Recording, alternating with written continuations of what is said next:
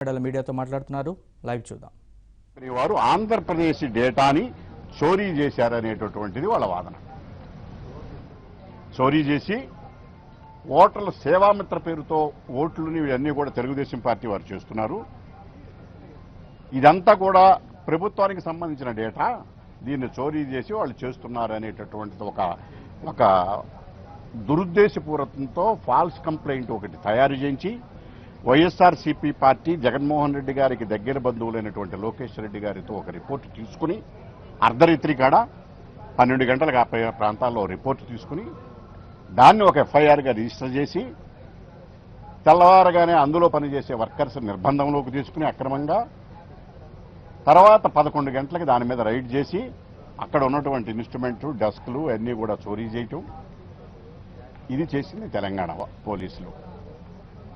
అసలు అర్ధరాత్రి కాడ 12 గంటలకి సాధారణంగా జరిగే క్రైమ్ని ఒకవేళ మీరు చెప్పిన క్రైమ్ కనుక అయ్యి ఉంటే అర్ధరాత్రి కాడ 12 గంటలకు ఆయన రిపోర్ట్ ఇవ్వడం ఏమిటి, మీరు రిజిస్టర్ చేయటం ఏమిటి, తెల్లారేపాటికి ఉద్యోగం నిర్బంధంలోకి తీసుకోవడం ఏమిటి? అది కూడా కంప్లైంట్ ఇచ్చింది ఎవరు? వైఎస్ఆర్సీపీ జగన్మోహన్ రెడ్డి గారికి దగ్గర బంధువు, కుటుంబాలకు సంబంధించినటువంటి వ్యక్తి. వాళ్ళు కంప్లైంట్ ఇవ్వటం, వీళ్ళు రిజిస్టర్ చేయటం, కంపెనీ మీద రైడ్ చేసి కంప్యూటర్లో డిస్కులు, హార్డ్ డిస్కులు ఇవన్నీ స్వాధీనం చేసుకోవటం. దీని వెనక ఏమి కుట్ర ఉన్నది, ఎవరు దాగి ఉన్నారు? అందుకనే మేము మొదటి నుంచి చెప్తున్నాం, టీఆర్ఎస్, వైఎస్ఆర్సీపీ, బీజేపీ డైరెక్షన్లో కలిసి యాక్షన్ చేస్తూ ఆంధ్రప్రదేశ్ రాజకీయాల్లో జోక్యం చేసుకుని చంద్రబాబు నాయుడు గారిని, తెలుగుదేశం పార్టీని ఓదించాలనేటటువంటి కుట్రకి పెద్ద స్కెచ్ గీశారు. ఈ స్కెచ్లో తెలంగాణ పోలీసులు ప్రముఖ పాత్ర వహించారు. తెలంగాణ పోలీసులు సైబరాబాద్ కమిషనర్ సజ్జనర్ గారు నిన్న ప్రెస్ మీట్ పెట్టి ఆయన ఒక టీఆర్ఎస్ పార్టీకి చెందిన వ్యక్తిలాగా మాట్లాడారు. అది ఆశ్చర్యకరమైన విషయం ఏమిటంటే, ముందు 11 గంటలకి కేటీఆర్ గారు ప్రెస్ పెడతారు, తర్వాత మధ్యాహ్నం పోలీస్ ఆఫీసర్ గారు ప్రెస్ పెడతారు. ప్రెస్ పెట్టి కేటీఆర్ గారి కన్నా ఏమైనా కొంచెం ఎగ్జామ్షన్ ఇస్తాడు, కానీ కమిషనర్ గారు ఏమి ఎగ్జామ్షన్ ఇవ్వకుండా మొత్తం ఆంధ్రప్రదేశ్ ప్రభుత్వాన్ని మొత్తం తీసుకొచ్చేసి వాళ్ళ మీద అనుమానాలు ఉన్నాయి, మేము అందరికీ సంబంధిస్తాం, ఎవరిని వెనకాడడం ఇది చేస్తామని చెప్పారు. వారు చెప్పిన ఆరోపణల ప్రకారం కూడా ఆంధ్రప్రదేశ్ ప్రభుత్వానికి సంబంధించిన డేటా చోరీ చేశారనేది. ఒకవేళ అదే నిజమైతే, వాదన కోసం నేను ఒప్పుకోవట్లేదు సుమా, అదే నిజమైతే వాళ్ళు చేయవలసినటువంటిది చట్ట ప్రకారం, మీ ప్రభుత్వానికి సంబంధించి మాకు ఈ కంప్లైంట్ వచ్చింది, ఈ కేసు మేము మీకు ట్రాన్స్ఫర్ చేస్తున్నాము, మీరు ఇన్వెస్టిగేట్ చేసుకోండి అని లా ప్రకారం, చట్ట ప్రకారం, రాజ్యాంగం ప్రకారం, ఫెడరల్ స్టేట్లో ఉన్నటువంటి రాష్ట్రాల సంబంధాల ప్రకారం, ప్రెసిడెంట్స్ ప్రకారం చేయవలసినటువంటి నైతిక బాధ్యత, లీగల్ రెస్పాన్సిబిలిటీ తెలంగాణ పోలీసులకు ఉన్నది. అది విస్మరించి మేమే ఇన్వెస్టిగేట్ చేస్తాం అని చెప్పి కమిషనర్ గారు చెప్పటం, మేము ఎందుకు చేయకూడదు, అసలు మీరు కోర్టుకు ఎందుకు వెళ్ళారని గారు కేటీఆర్ గారు ప్రశ్నించటం, మీరంతా దోచేశారు, ఇదంతా కూడా చేస్తున్నారని చెప్పేసి వైఎస్ జగన్మోహన్ రెడ్డి గారికి సంబంధించిన బొగ్గన రాజేందర్ రెడ్డి గారు, మిగతా వాళ్ళందరూ ప్రెస్ కాన్ఫరెన్స్లు పెట్టడం, రామచంద్రయ్య గారు ప్రెస్ కాన్ఫరెన్స్ పెట్టడం, వీళ్ళందరూ చూస్తుంటే దీని వెనకాల ఒక పెద్ద నెక్సెస్ ఉన్నది.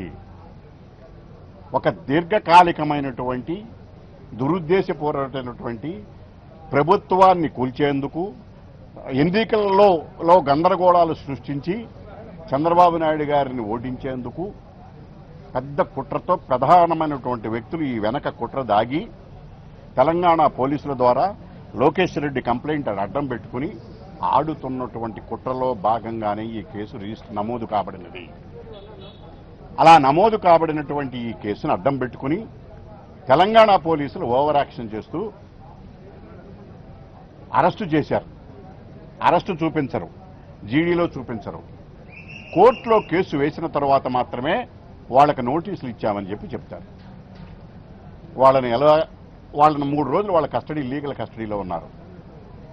నోటీస్ ఎప్పుడు ఇచ్చారు, ఎప్పుడు చేశారు, ఎన్ని కనుక అది హైబేస్ కార్పస్ కాబట్టి ఆ విషయాలన్నీ ఆ కేసు పరిధిలోకి రాక పోలీసులు వాళ్ళ నిర్బంధం వరకే కాబట్టి ఆ కేసు వరకు ముగించడం జరిగింది. దాని అర్థం వాళ్ళు చేసే యాక్షన్ లీగల్ అని కాదు సుమా, అది మీకు క్లారిఫై చేయవలసి ఉన్నది.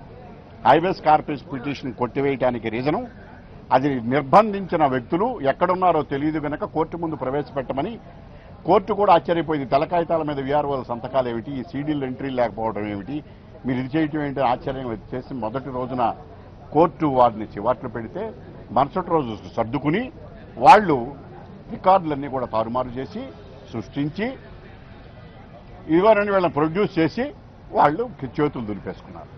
లేకపోతే వాళ్ళ నలుగురిని ఏం చేసేవాళ్ళు తెలిసేది కాదు.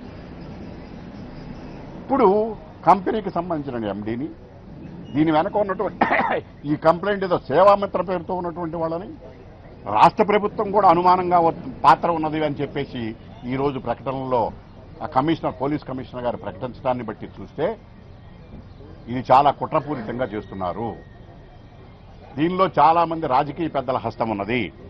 దాని ఫలితంగానే ఈ కేసును రాజకీయంగా వాడుకుని ఆంధ్రప్రదేశ్లో అస్థిరత సృష్టించి తెలంగాణ ప్రభుత్వం ఈ రకంగా ఆంధ్రప్రదేశ్ రాజకీయాల్లో జోక్యం చేసుకోవటం అనేది ఉన్నది. ఇది పూర్తిగా రాజ్యాంగ విరుద్ధం, ఫెడరల్ స్ఫూర్తికి విరుద్ధం. ఆంధ్రప్రదేశ్లో కేటీఆర్ గారి మీద ఎవరైనా కంప్లైంట్ ఇచ్చి ఇక్కడున్న కంపెనీ ఈయన మా ఇంట్లో చోరీ చేశాడని చెప్తే ఇంటనే కేసు రిజిస్టర్ చేసి వెంటనే వీళ్ళు కేసీఆర్ గారిని పట్టుకురావచ్చా? మేము నేరం ఆంధ్రప్రదేశ్లో. అందువల్ల ఏంటంటే సౌద్భావ వాతావరణం రాష్ట్రాల మధ్య ఏర్పాటు చేయవలసినటువంటి బాధ్యత రెండు రాష్ట్రాలకే ఉన్నది. రెండు రాష్ట్రాలు కాదు, అన్ని రాష్ట్రాలకే ఉన్నది, దేశంలో ఉన్న రాష్ట్రాలు. ఈ రకమైనటువంటి రాజ్యాంగ విరుద్ధమైనటువంటి పద్ధతులు కనుక మీరు మొదలెట్టినట్లయితే అదే పద్ధతులు అనుసరించి ఇతర రాష్ట్రాలు కూడా అనుసరిస్తే మీ పరిస్థితి ఏమిటి ఒక్కసారి మీరు ఆలోచించుకోవాల్సిన అవసరం ఉన్నది. మీరు అనుసరించిన పద్ధతి అదే ఈ తెలుగు రాష్ట్రాలు మిగతా వాళ్ళు కూడా అనుసరిస్తే ఏమిటి? ఇది ఒక భాగం. ఇకపోతే మూడో భాగం, అసలు పోలీసులు, తెలంగాణ పోలీసులు ఈ కుట్రలో భాగస్వామ్యం కాకపోతే తెలంగాణ పోలీసులు ఆంధ్రప్రదేశ్కి సంబంధించిన కంపెనీకి, ఆంధ్రప్రదేశ్ ప్రభుత్వమో పార్టీకో లేకపోతే ఏదో ఒకటి ఆంధ్రప్రదేశ్కి సంబంధించిన సమాచారాన్ని వర్క్ చేసే కంపెనీ దాని ఆఫీస్ హైదరాబాద్లో ఉన్నంత మాత్రాన ఒక ఫాల్స్ కంప్లైంట్ రూపంలో ఆ రిపోర్ట్ తీసుకుని ఈ హార్డ్ డిస్కుల్ని, కంప్యూటర్ని అన్నిటినీ కూడా వాళ్ళు స్వాధీనం చేసుకుని ఆ సమాచారాన్ని బయటికి లీక్ చేయటం ఇది పోలీసులు చేసిన నేరమా కాదా? తెలంగాణ పోలీసులు ఇది ఒక పెద్ద నేరం చేశారు. ఈ విషయంలో వాళ్ళు చేయవలసినటువంటి ప్రైమరీ డ్యూటీ కేసుని ఆంధ్రప్రదేశ్కి ట్రాన్స్ఫర్ చేయటం. ఒకవేళ కేసు నిజమని భావిస్తే విచారణ కోసం అది చేయకపోగా ఆంధ్రప్రదేశ్కి సంబంధించిన సమాచారాన్ని తెలుగుదేశం పార్టీకి సంబంధించినటువంటి ఒక వర్క్ చేసేటటువంటి ఐటీ కంపెనీ మీద దాడి చేసి ఆ సమాచారాన్ని దొంగిలించి ఇతర పార్టీలకి దాన్ని అందజేయటం అనేటటువంటిది ఉన్నది చూశారా? ఇది మరొక కుట్ర కోణం. అందుకని తెలంగాణ పోలీసుల కుట్రతోనూ రాజకీయపరమైన కుట్రలోనూ ఈ చేసినటువంటి పద్ధతి, ఈ సమాచారాన్ని దొంగిలించడంలోనూ, ఇది ఇతరులకి చేరవేయటంలోనూ తెలంగాణ పోలీసుల పాత్ర పైన అనేక రకాల అనుమానాలు తలెత్తుతున్నాయి.